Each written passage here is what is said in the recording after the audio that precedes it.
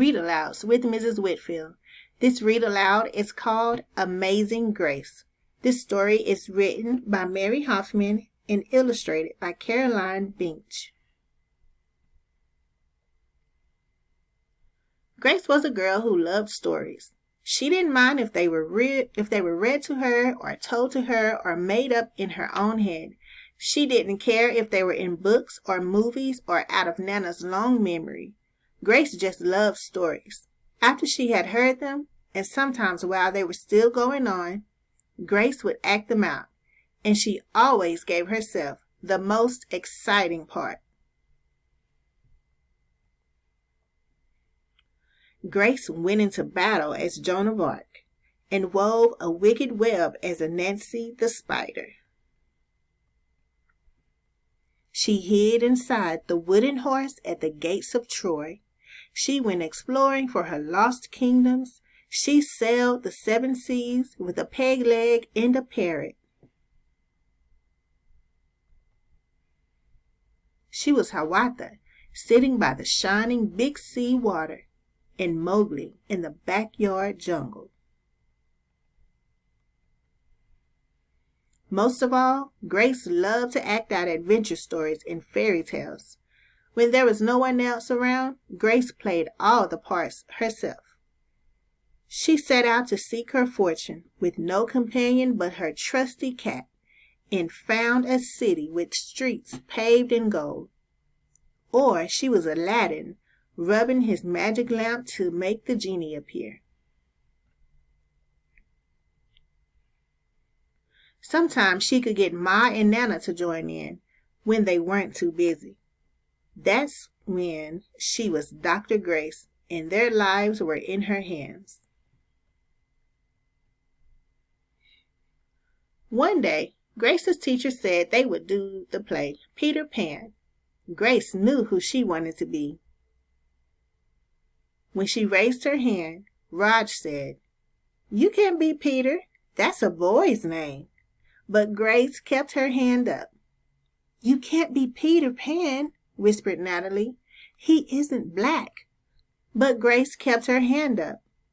"All right," said the teacher. "Lots of you want to be Peter Pan, so we'll have auditions next week to choose parts."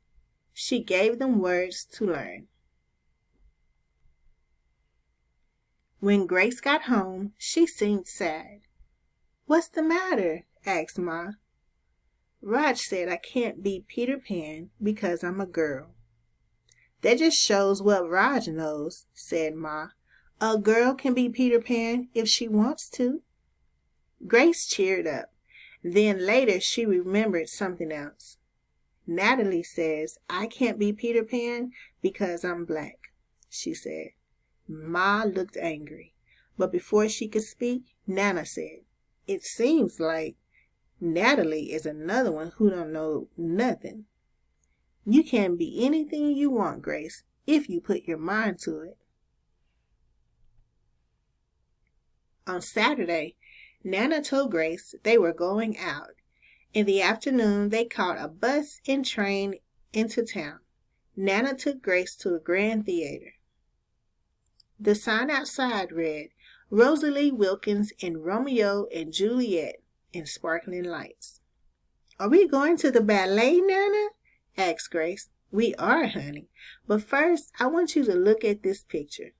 Grace looked up and saw a beautiful young ballerina in a tutu. Above the dancer it said, "Stunning new Juliet."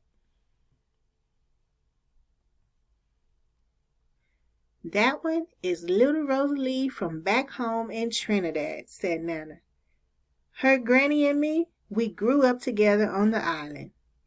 She's always asking me do I want tickets to see her Rosalie dance, so this time I said yes."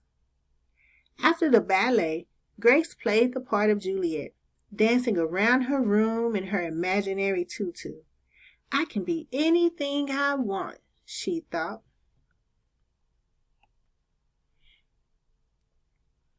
On Monday, the class met for auditions to choose who was best for each part.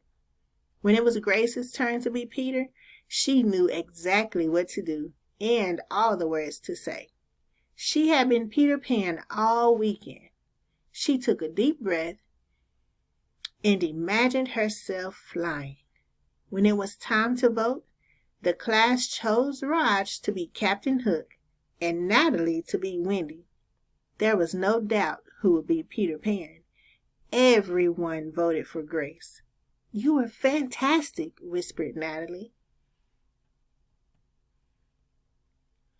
The play was a big success, and Grace was an amazing Peter Pan.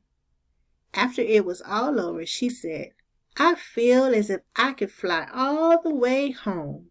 "You probably could," said Ma. "Yes," said Nana. "If Grace put her mind to it, she can do anything she wants."